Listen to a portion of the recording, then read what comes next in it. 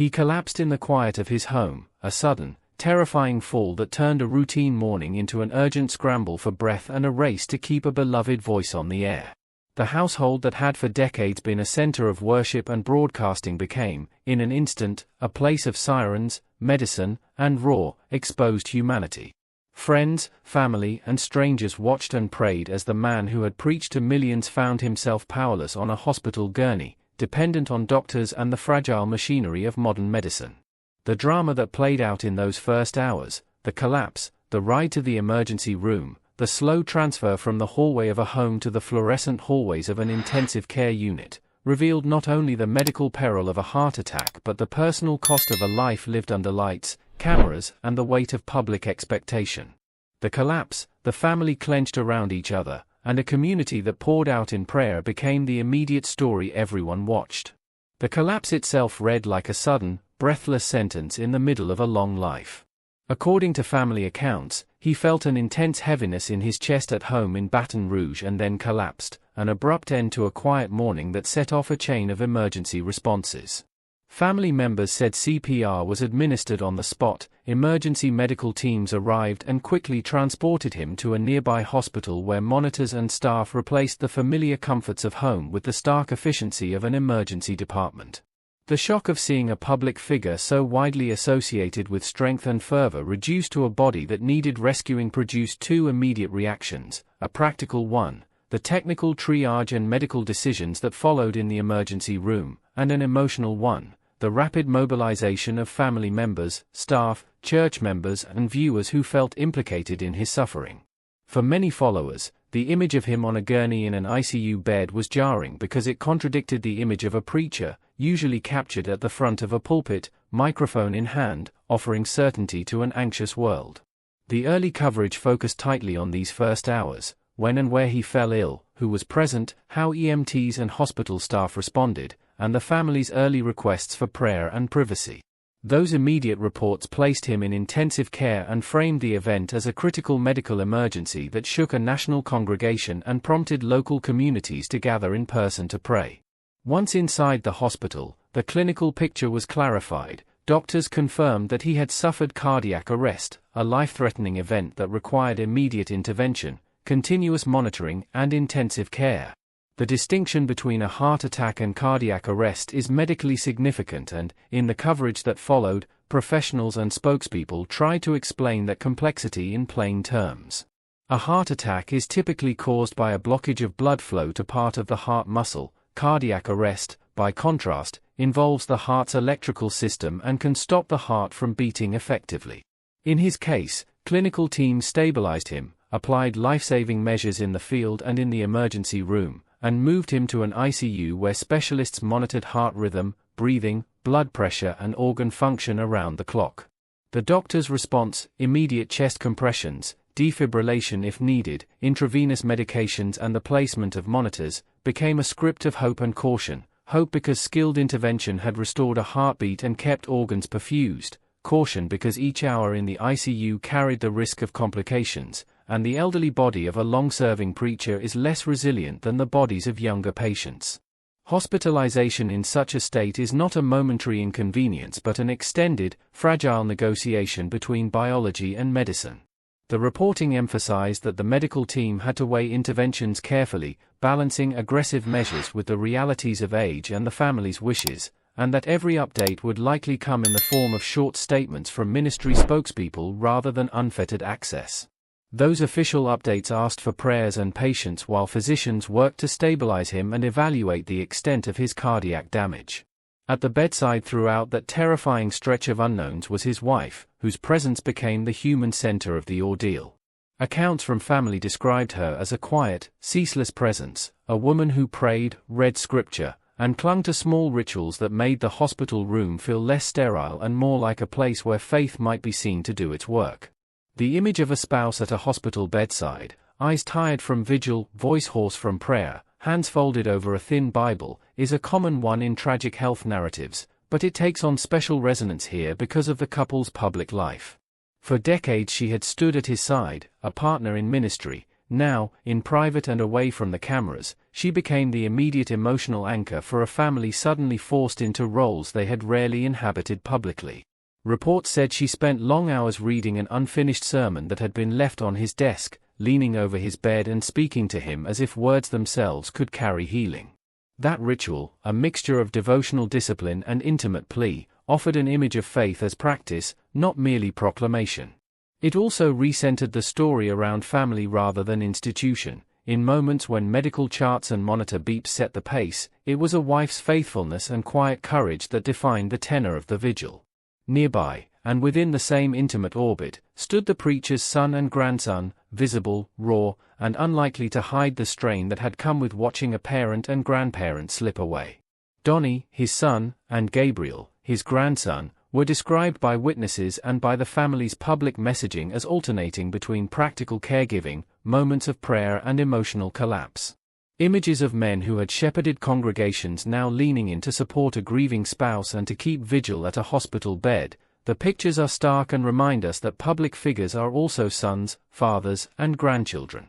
Donnie's own words, delivered later to his congregation, were blunt and human. Without a miracle, the prognosis was grim, yet he and the family refused to stop petitioning for that miracle. That admission, of fear, of hope, of the kind of faith that lives alongside realistic dread, became one of the most resonant emotional beats in the coverage.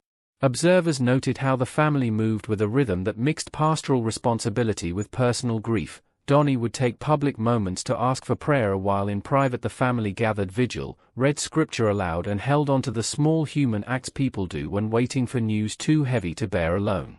For followers who have watched this family for generations, seeing them as the bereaved rather than the ministers was a humbling, intimate sight, and it tethered the public's response to something deeply familiar. Many congregants said they felt as though they were caring for family themselves, calling into prayer lines, posting messages, and meeting in living rooms and church halls to lift the family up together.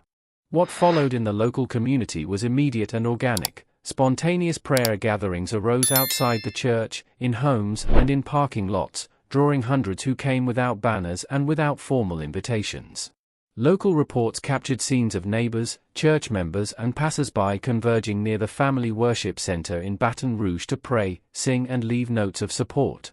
These were not high-production, media-managed events. They were human responses, people who stood in a circle holding hands, singing old hymns, reading psalms aloud, and refusing to let a leader's crisis pass without bodily presence.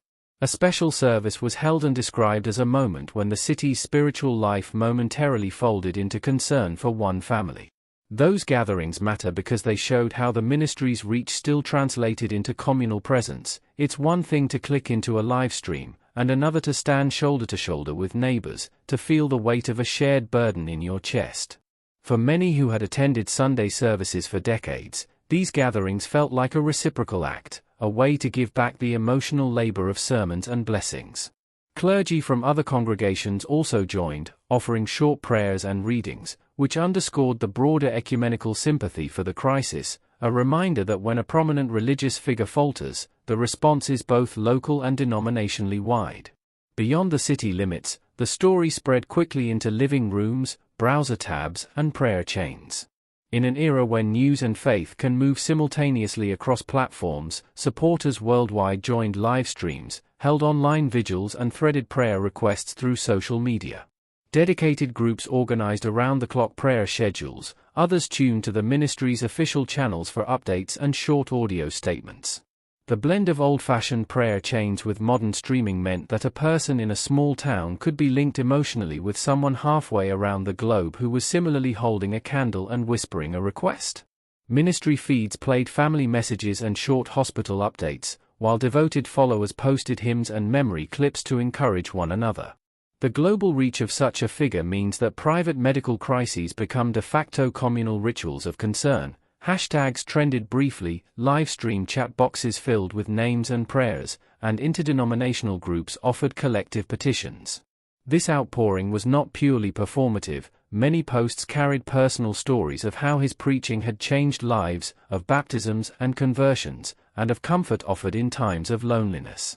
For those who had been touched by decades of sermons, the hospital bed became a site where gratitude and fear mixed. people posted testimonies, lit virtual candles and, in some cases, organized local vigils timed to ministry updates coming from the hospital. The result was a chorus of global care that naturally amplified the family's request for prayer and privacy, linking the local crisis to an international web of believers. Amid the clinical reports and the communal prayers, a human artifact of the sermon room provided unexpected comfort: an unfinished manuscript on a desk, a homiletic fragment left in mid-thought. Family members said that inside his study they found a sermon titled, "When the Heart Breaks, the Spirit Speaks," an incomplete, raw piece of writing that read like a personal letter as much as a sermon. The text, brief and fragmentary, offered line after line of the kind of vulnerable theology that becomes poignant when its author is suddenly incapacitated. Family accounts described how his wife read aloud from those pages at the hospital, how congregants took photocopies back to their homes, and how lines from the text became the backbone of impromptu vigils.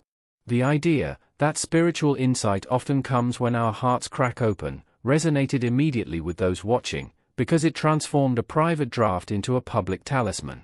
An unfinished sermon is always intimate by nature. It didn't bear the polish of a preached message, it bore the rawness of a mind thinking and turning toward God. In the context of an emergency, such fragments can serve as both consolation and a kind of testament, evidence that faith continued even in the middle of physical fragility and that a life of preaching didn't stop producing meaning when a voice could no longer be raised. Then, on the fourth day of continuous vigil, family accounts described a sudden, whispered miracle. He opened his eyes and whispered his wife's name. In narratives of illness and recovery, such moments are the ones that readers and congregants remember most, the single human gesture that contains a lifetime of relationship. Whether the breath that slipped past machines is called a miracle, a sign of renewal, or a hopeful turn in a precarious medical course, the family's telling of that moment became an emotional hinge. They described the scene as if time slowed, monitors still hummed, the room's fluorescent glow softened by bedside lamps, and a wife's prayer was answered not in loud proclamation but in the whisper of a name. That soft moment has the power to reshape the arc of a vigil, turning a narrative of waiting into one of possible return. It also, crucially, recentered the family's hope around relationship rather than prognosis. For those who had been demanded a miraculous sign to believe, the whispered name was a quiet but devastatingly intimate answer. In the family's telling, this small awakening was the beginning of a long, uncertain climb, a reminder that even in a fragile human frame there is room for surprise and for faith to feel vindicated. Following that fragile turn, the family released an audio message recorded by him, a short, emotional note thanking supporters, affirming belief that prayers had been heard, and promising, if recovery allowed, a renewed commitment to service. Audio messages from hospital beds are necessarily brief and raw. They carry the grainy intimacy of someone speaking from the edge of exhaustion, but they also have the uncanny power of direct address. In this case, the recording, framed as gratitude and testimony, served several functions. It was a pastoral thank you to the millions who had prayed. It was a family gesture to reassure friends and congregants that those bedside hours were not silent but full of attention and devotion, and it was a rhetorical vow, however tentative, that if given more time he intended to continue work in the ministry that had defined his life. For followers, hearing the actual sound of his voice was a balm in itself. It bypassed the sterile official statements and allowed a human voice, imperfect, tired, but unmistakably himself, to speak. Even as clinical uncertainty remained, that audio recording offered a narrative thread, gratitude and faith, for the family and followers to hold on to, and it reinforced the image of spiritual persistence in the face of physical limitation. Even as small signs of recovery matter greatly in the lives of those close to a patient, the larger medical picture remained guarded and uncertain. Physicians and family spokespeople were careful to remind anyone listening that recovery from cardiac arrest, especially at an advanced age, is rarely simple or linear. The immediate crisis might pass, but complications like organ strain, infection, or neurological injury can shape long-term outcomes. The family's public statements emphasized gratitude for prayers, humility about the unknown, and reliance on faith rather than certainty. For the congregation and global followers, that posture mirrored many of the themes their leader preached for decades: endurance through suffering, turning toward God in times of helplessness, and receiving community care as a practical expression of faith. The crisis, then, became a kind of living parable. It revealed the vulnerability beneath public strength, the resilience available through communal support, and the way unfinished work, sermons, broadcasts, a life of translation from belief to practice, persists even when the speaker's voice is faint. Whether this particular narrative arc resolved in renewed years of service or in a final farewell, the immediate takeaway was consistent. An elderly leader had been made plainly human by illness, and in that human exposure the family, the church and the global network of followers found new expressions of care, prayer and memory. In the end, the hardest lessons are the ones written in small acts, a hand pressed for a pulse, a wife reading aloud from a half-finished sermon, a son asking his congregation to pray, a city gathering in an unplanned circle of song. These moments compress decades of ministry into the most intimate of human experiences and remind us that even the most public of lives are ultimately bound into private webs of relationship. The crisis made plain 4 durable takeaways. First, health emergencies strip away projection and show personal vulnerability, even for global leaders. Second, family resilience, the quiet, day-to-day courage of those who keep vigil, becomes the most reliable anchor. Third, unfinished words can become unexpected consolation when read aloud in a hospital room. And fourth, global networks of prayer and support still matter, translating distant concern into tangible emotional care. Whether one thinks of these events through the lens of faith, medicine, sociology, or human drama, the narrative resonates because it touches something universal, the way illness reveals what is essential and how people gather when the fragile human heart falters. What this episode ultimately asks of us, and what the family asked of the public, is not simply that people watch or click, but that they participate in a kind of shared stewardship of hope, by praying, by singing, by holding vigil, and by showing up in whatever small ways they can. The family requested privacy but also asked for the lifeblood of communal prayer, and that request was honored in crowds, livestream chat boxes, small living room circles and long prayer chains. The story is a reminder of the fragile exchange between public ministry and private life, and it leaves a lasting image of faith as both proclamation and quiet endurance. If you were moved by this account, consider keeping the family and those who care for them in your thoughts, and follow official ministry channels for verified updates.